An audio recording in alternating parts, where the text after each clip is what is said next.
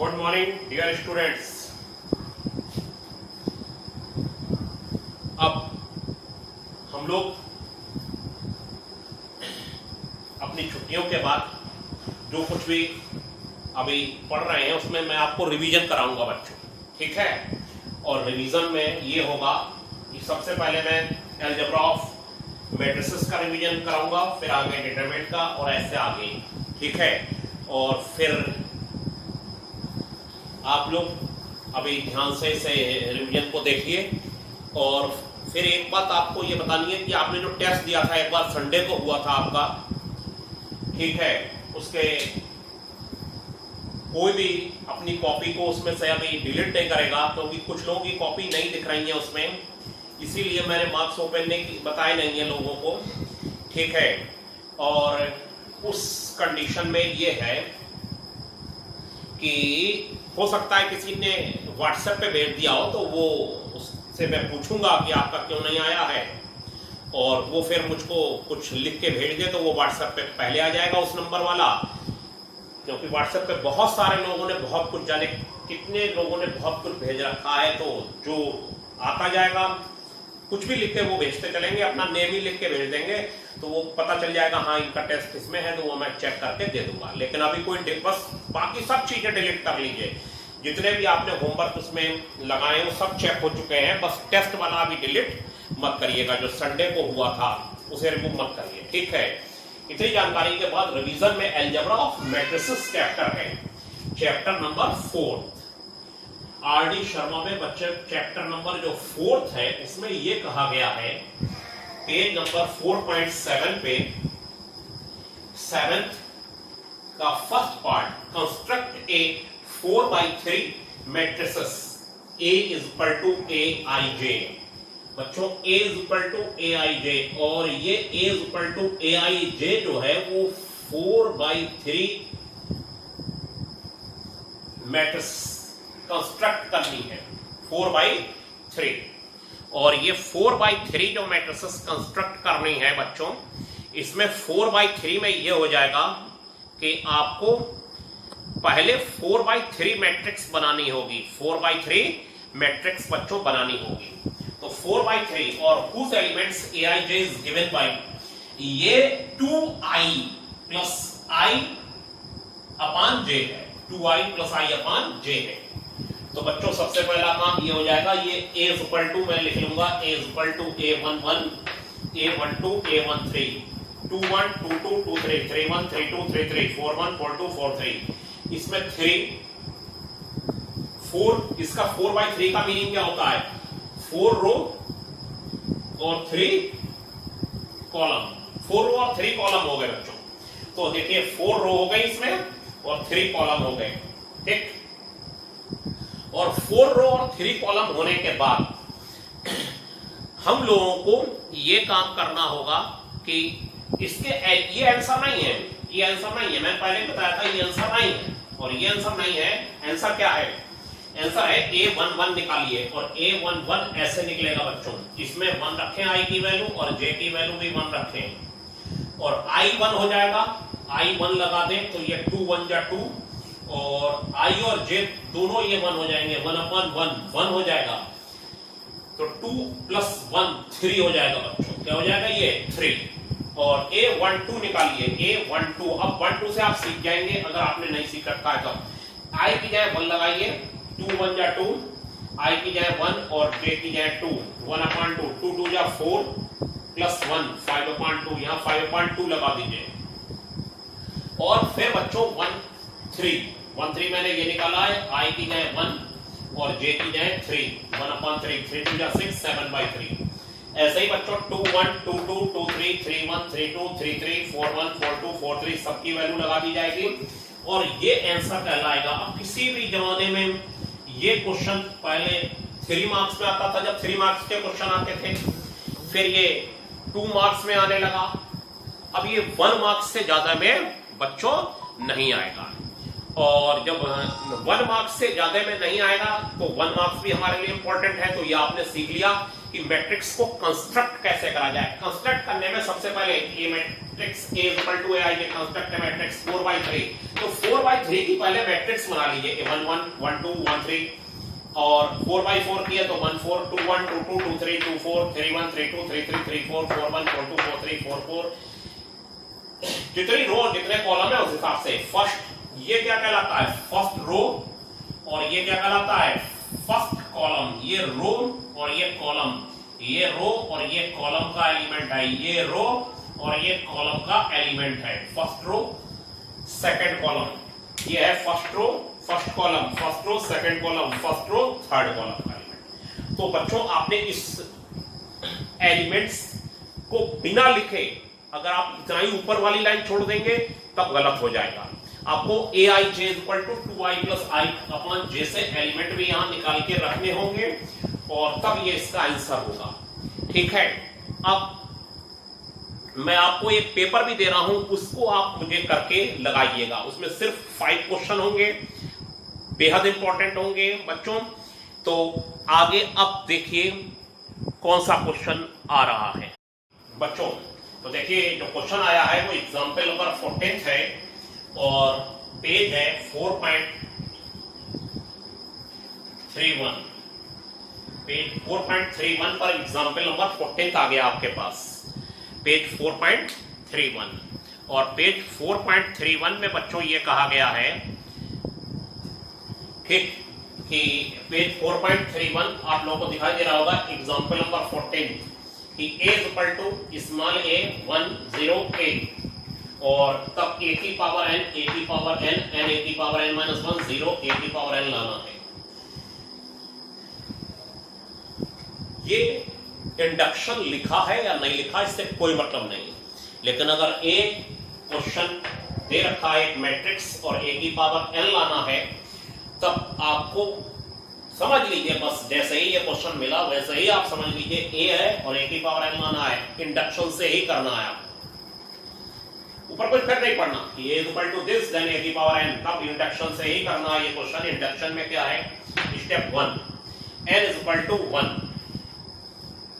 n की value इसमें 1 लगाएंगे, a की पावर 1 a की पावर 0 हो जाएगी और 0 a की पावर 1, ये a हो जाएगा, ये 1 हो जाएगा, किसी की पावर 0 1 होती है, 1 इंटू a की पावर 0 1 0 और ये a हो जाएगा।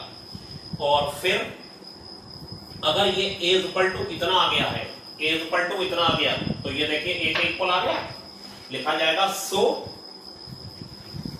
n equal to 1 be true. n equal to 1 क्या है बच्चों, ट्रू हो गया। n इक्वल टू 1 क्या हो गया बच्चों, ट्रू। अब वैसे तो सब स्टेप हम लोग 11 से पढ़ते आ रहे हैं, लेकिन तब भी मैं आपको पूरा बता रहा हूं। Step number 2, let n equal to m be true, तो n की जगह m लगा दिया जाएगा, a की पावर m, m a की पावर m माइनस 1 0 a की पावर m। ठीक है, अब इसके बाद बच्चों स्टेप 3 नहीं डालते और वो लिखते हैं now we shall show that n is equal to m plus 1 be true, for this it is sufficient to show that. और ये स्टेप क्या शो दैट, देखिए बोर्ड पर ध्यान से क्या शो। तो अब इसके आगे यहां से देखिए नाउ, ये स्टेप ही मेन होता है और इसी के मार्क्स होते हैं। नाउ में 11 से ये सब समझाता हुआ आ रहा हूं आपको, और 11th में आपने अगर दूसरे सेक्शन में थे तो वहां भी आपने यही सीखा है। Now we shall show that, ये जो ये लगा हुआ है, ये जो साइन है ये कोई साइन नहीं है, ये मैं आपको बता चुका हूं कई बार कि जब बहुत सारे क्वेश्चन में समझा चुका होता हूं तो यहां पर यही लगाते चलता हूं। इसका मतलब है now we shall show that n is equal to m plus 1 be true, for this it is sufficient to show that a की power m plus 1, for this it is sufficient to show that a की power m plus 1 is equal to, हर n की जगह m plus 1 आ जाएगा, हर n की जगह m plus 1 आ जाएगा, ये शो करना है। और अब बच्चों हम लोग लेफ्ट हैंड साइड लेंगे, a की पावर m प्लस 1, ये बस प्रूव करना है a की पावर m इंटू a, और a की पावर m की वैल्यू हम लोगों ने प्रूव करके प्रूव नहीं लिख ली है कि a की पावर m की वैल्यू ये है और ये ट्रू है, n equal to m be true, यानी हर n की जगह इस क्वेश्चन में m लगा दिया गया, तो ये आपके सामने है बच्चों, और a की वैल्यू ये आपके सामने है, दोनों ये क्वेश्चन में गिवन है, ये और ये। ठीक है, और देखिए a की पावर m की a में मल्टीप्लाई हुई, a की पावर m प्लस 1 हो गया, मल्टीप्लाई में पावर ऐड हो जाती है, फिर इसकी 0 में हुई तो प्लस 0, फिर a की पावर m की 1 में हुई a की पावर m, और m a की पावर m माइनस 1 की a में हुई, तो a इंटू m की m इंटू a की पावर m माइनस 1 हो गया, और फिर 0 की a में हुई 0, और 1 की पावर m की 0 में हुई तो ये 0, और ऐसे 0 की 1 में हुई तो 0, और a की पावर m की a में हुई तो a की पावर m प्लस 1 आ गया बच्चों। और यहाँ आ गया a की पावर m प्लस 1 और a की पावर m प्लस m, और ये फिर ये मल्टीप्लाई में पावर ऐड हो जाएंगी, a की पावर m माइनस 1 और a की पावर 1, a की पावर m हो जाएगी, और नीचे यहाँ पर भी 0 और a की पावर m प्लस 1 आ गया। देखिए यहाँ की तरफ पढ़ रहे हैं, n की जगह क्या आ गया, ये देखिए a की पावर m प्लस 1 आ गया, और यहाँ पर हम लोग अगर a की पावर m कॉमन कर लेंगे तो ब्रैकेट में m प्लस 1 आ जाएगा, और ये 0 और a की पावर m प्लस 1। प्रूफ यही लाना था, और करीब करीब हम लोग प्रूफ तक आ चुके हैं बच्चों, ठीक है। और अगर आपको ये थोड़ा सा आपको मुझे लगता है दिक्कत हुई होगी यहाँ पर देखने में, तो आपको समझ में अब आ जाएगा कि a की पावर जो m प्लस 1 है, ठीक है बच्चों, a की पावर जो m प्लस 1 है वो हो गया a की पावर m, a की पावर m प्लस 1 a की पावर m, और a की वैल्यू ये आपस में a की पावर m की वैल्यू लिख ली और ये a की वैल्यू लिख ली बच्चों, और मल्टीप्लाई कर ली है, a की पावर m की a में मल्टीप्लाई हुई, a की पावर m प्लस 1 हो गया, और m a की पावर m माइनस 1 की 0 में मल्टीप्लाई हुई तो 0 आया। ऐसे ही a की पावर m की 1 में हुई तो a की पावर m आया, और इसकी इसमें कर ली मल्टीप्लाई तो m a की पावर m माइनस 1 और a की पावर 1 हो गया। 0 की इसमें कर ली मल्टीप्लाई, आपको आती है 0 की 1 में और a की पावर m की 1 में, a की पावर m प्लस 1। और बच्चों मल्टीप्लाई में पावर ऐड होती है अगर बेस इक्वल हो, और वही a की पावर m माइनस 1 की a की पावर 1 में हुई तो a की पावर m आ गया बच्चों, ठीक है। क्लियर है आप लोगों को मुझे लगता, ठीक है। तो यहां तक हम लोग पहुंचे और हम लोग a की पावर m प्लस 1 की तरफ बढ़ रहे हैं, और अब मैं इसको यहीं पर लिख देता हूं, ठीक है। और ये a की पावर m प्लस 1 जो है बच्चों ये हो जाएगा आपका a की पावर m प्लस 1, और ये हो जाएगा m प्लस 1 a की पावर m और 0 और a की पावर m प्लस 1, ये आ गया बच्चों देखिए। और यहां पर ये बोर्ड साफ हो गया है, और ये a की पावर m प्लस 1 जो है वो हो जाएगा a की पावर m प्लस 1 और m प्लस 1, और ये हो जाएगा a की पावर m प्लस 1 माइनस 1 बच्चों, ठीक है। और ये 0 और a की पावर m प्लस 1 आ गया। आगे जो प्रूफ लाना था वो आ गया, यही लाना था बच्चों।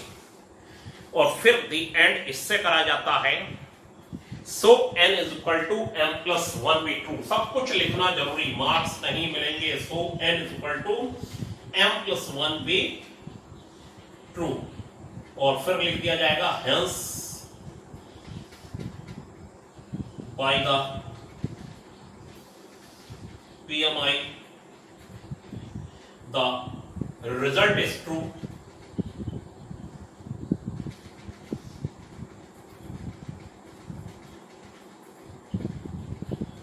for all n belongs to natural number। सारे नेचुरल नंबर के लिए ट्रू हो गया बच्चों ये, ठीक है। दुनिया में सारे नेचुरल नंबर के लिए ट्रू हो गया। So n is equal to m plus 1 be true for hence by the PMI the result is true for all n belongs to natural number। अब क्या है कुछ मैं आपको बता देता हूं बातें।